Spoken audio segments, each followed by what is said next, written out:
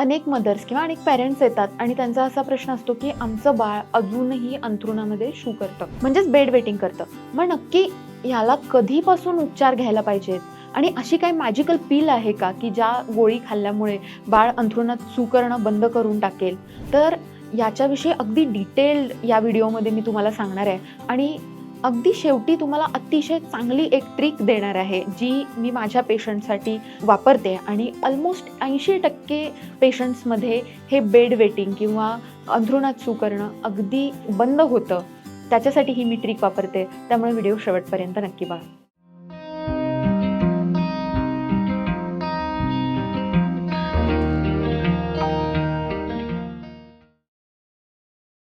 आता पहिल्यांदा आपण समजून घेऊया.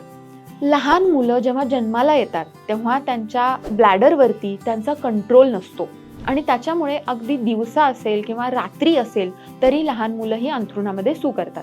अगदी 2 वर्षापर्यंत हा कंट्रोल अजिबात नसतो, परंतु 2 वर्षापासून 4 वर्षापर्यंत हा ब्लॅडर कंट्रोल थोडासा चालू होतो. मग मुलं त्यांना सू आलेली सांगू शकतात किंवा टॉयलेटच्या दिशेने जातात किंवा एका वेगळ्या विशिष्ट ठिकाणी जाऊन सू करतात. भलेही त्यांचा रात्री एवढा कंट्रोल नसेल, रात्री ते अंथरुणामध्ये सू करतील, पण दिवसा जेव्हा ते जागे असतात तेव्हा तरी आईला किंवा कोणत्याही केअरटेकरला ते सांगू शकतात की मला सू आली. त्यांच्या वेगवेगळ्या भाषा असतात. परंतु 4 वर्षाच्या नंतर ब्लॅडर कंट्रोल अगदी व्यवस्थितपणे यायला चालू होतो आणि 6 वर्षापर्यंत पूर्ण ॲचिव्ह होतो. समजा एखाद्या बाळाला 6 वर्षानंतरही हा ब्लॅडर कंट्रोल आलेला नसेल तर आपण त्याला मेडिकल भाषेमध्ये एन्युरेसिस असं म्हणतो. अनेकदा रिलेटिव्ह असतील किंवा घरातलेही कोणी काही असतील तर ते सांगतात की बाळ हट्टीच आहे, बाळ अळशीच आहे किंवा त्याचं टॉयलेट ट्रेनिंग व्यवस्थित झालेलं नाही आहे आणि ह्या सगळ्यामुळे बाळ बेड वेटिंग करत आहे. परंतु असं काही नसतं. याच्या मागे काही विशिष्ट कारणं आहेत. ती कारणं आपण समजून घेऊया. आता ह्याच्यामध्ये 2 टाईप्स असतात. एक असतं प्रायमरी एन्युरेसिस आणि सेकंडरी एन्युरेसिस. प्रायमरी म्हणजे काय? अगदी जन्मल्यापासून ते आज तागायत एकदाही त्या बाळाला ब्लॅडर कंट्रोल आलेला नाहीये तर आपण त्याला प्रायमरी असं म्हणतो. आणि सेकंडरी म्हणजे काय आहे की बाळ काही महिन्यापूर्वी एकदम व्यवस्थित होतं, रात्री सू करत नव्हतं, पण अचानकपणे काही दिवसांपासून त्यानं रात्री सू करणं चालू केलंय, तर याला सेकंडरी एन्युरेसिस म्हणतात. आणि या दोन्हीची कारणं वेगळी आहेत आणि या दोन्हीचे उपचार सुद्धा वेगळे आहेत. आता आपण पहिल्यांदा प्रायमरी एन्युरेसिसचा विचार करूया. समजा जर बाळ तुमचं फक्त रात्री सू करत असेल तर आपण त्याला नॉक्टर्नल एन्युरेसिस असं म्हणतो. आणि जर ते डे टाईमला सुद्धा अचानकपणे लघवी करत असेल आणि त्याच्यावर कंट्रोल नसेल तर त्याला आपण डे टाईम एन्युरेसिस असं म्हणतो. ते जास्त डेंजरस असतं. जर डे टाईम एन्युरेसिस असेल तर तुम्ही लगेचच आपल्या डॉक्टरांचा सल्ला घेतला पाहिजे, त्याच्या योग्यता तपासण्या केल्या पाहिजेत आणि त्यानुसार आपण उपचार घेतले पाहिजेत. आता आपण एकदम बेसिक जो सगळ्यांचा प्रश्न असतो, दिवसभर नाही करत पण बाळ रात्री अंथरुणामध्ये सू करते, तर ह्या रात्री अंथरुणामध्ये सू करण्याचं कारण काय आणि ते शक्यतो रात्री का करतात? तर याच्या मागे भरपूर कारणं आहेत. एक म्हणजे बाळ डीप स्लीपमध्ये असतं रात्री खूप जास्त. दुसरं कारण हे असतं हॉर्मोनल इश्यूज असतात, जसं की अँटी डाययुरेटिक हॉर्मोन. हे हॉर्मोन रात्रीच्या वेळी सक्रिय असतं, म्हणजे ते डाययुरेसिस करत नाही, म्हणजे युरिन जास्त प्रमाणामध्ये होऊ नये याच्यासाठी दक्षता घेत असतं. परंतु समजा ह्याच्यामध्ये काही बिघाड झाले असतील तरी सुद्धा बाळ रात्रीचं सू करू शकतं. याशिवाय ब्लॅडरचे म्हणजे मूत्राशयाचे काही प्रॉब्लेम्स असतील तरी सुद्धा बाळामध्ये एन्युरेसिस होऊ शकतं. काही वेळा जेनेटिक कारणं असतात, म्हणजे फॅमिलियल घडत आलेलं असतं की त्या बाळाच्या वडिलांना किंवा आजोबांना सुद्धा खूप उशिरा ब्लॅडर कंट्रोल आलेला असतो, त्यामुळे या बाळामध्ये सुद्धा थोडा उशिरा ब्लॅडर कंट्रोल येऊ शकतो. हे अगदी नॉर्मल आहे. मग नक्की कधी कन्सर्न असलं पाहिजे? समजा जर तुमचं बाळ 7 वर्षाच्या पुढे असेल आणि आठवड्यातले 2 दिवस बाळ अंथरुणामध्ये सू करत असेल आणि असं किमान 3 महिने कंटिन्यू चाललं आहे तर याला आपण सिग्निफिकंट मानतो आणि आता मात्र आपल्याला उपचार करण्याची गरज आहे. प्रत्येक वेळी एन्युरेसिससाठी आपल्याला औषधच दिलं पाहिजे असं नाहीये. खूपदा औषधाचे काही साईड इफेक्ट्स असतात. काही वेळा या औषधांच्या परिणामामध्ये ब्लॅडर पूर्णतः साफ होत नाही आणि ही लघवी साठून राहू शकते आणि कधी कधी युरिनरी ट्रॅक इन्फेक्शन सुद्धा होऊ शकतात.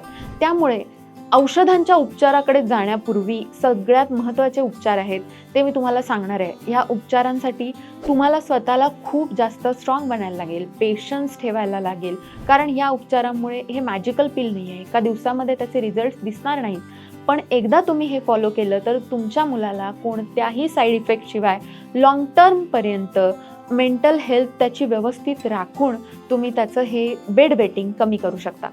पहिला उपाय तो म्हणजे बाळाच्या पाण्याचा इंटेक. दिवसभर बाळाला भरपूर पाणी द्या, काही प्रॉब्लेम नाही. परंतु बाळ जेव्हा झोपी जातं, समजा तुमचं बाळ 10ला झोपी जात असेल तर शक्यतो 8 नंतर त्याचा पाण्याचा इंटेक हा कमी करा. याच्यामुळे रात्रीचं लघवीचं प्रमाण कमी होईल. दुसरी गोष्ट आहे, कोणत्याही प्रकारचे कॅफिनेटेड ड्रिंक्स आपल्या बाळांना द्यायचे नाहीत. अनेक पेरेंट्स येतात की मुलगी किंवा मुलगा संध्याकाळच्या वेळी चहा बिस्किट खातो, कॉफी पितो.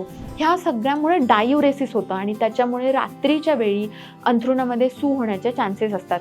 त्यामुळे कॅफिनेटेड ड्रिंक्स हे शक्यतो 4 नंतर अजिबातच द्यायचे नाहीयेत. तिसरा उपाय आहे, अतिशय महत्त्वाचा आहे, तो म्हणजे शक्यतो लहान मुलं ही त्यांच्या एका ठराविक वेळेला अंथरुणामध्ये सू करत असतात.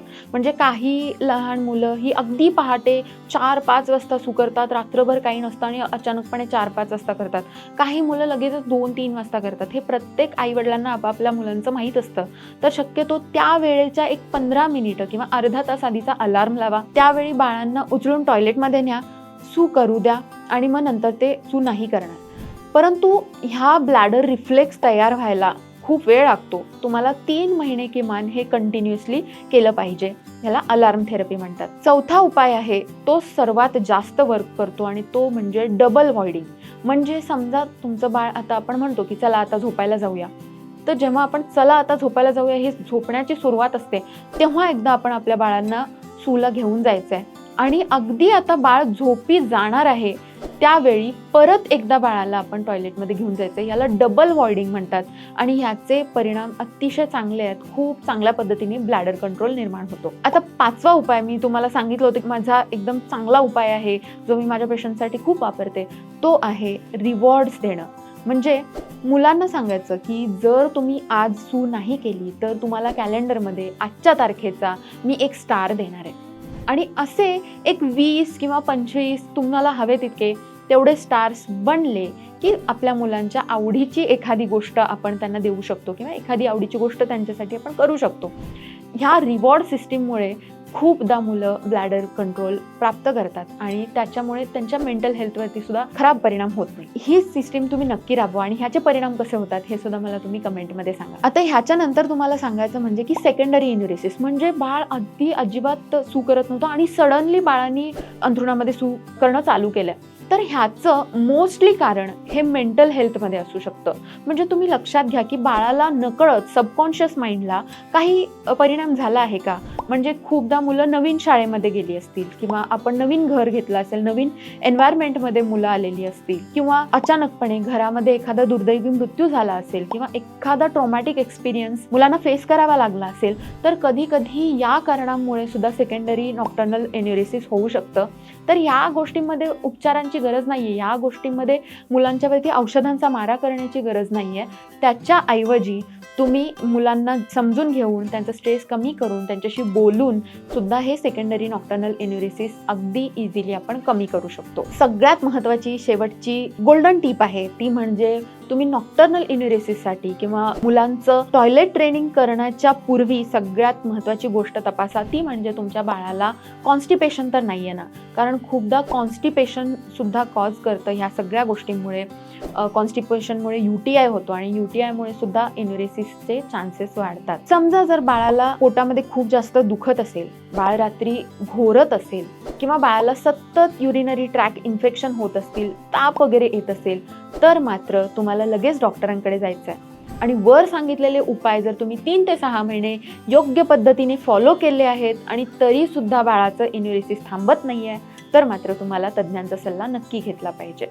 अशाच युजफुल आणि इन्फॉर्मेटिव्ह व्हिडिओसाठी डॉक्टर मम्मी चॅनलला नक्की सबस्क्राईब करा. धन्यवाद.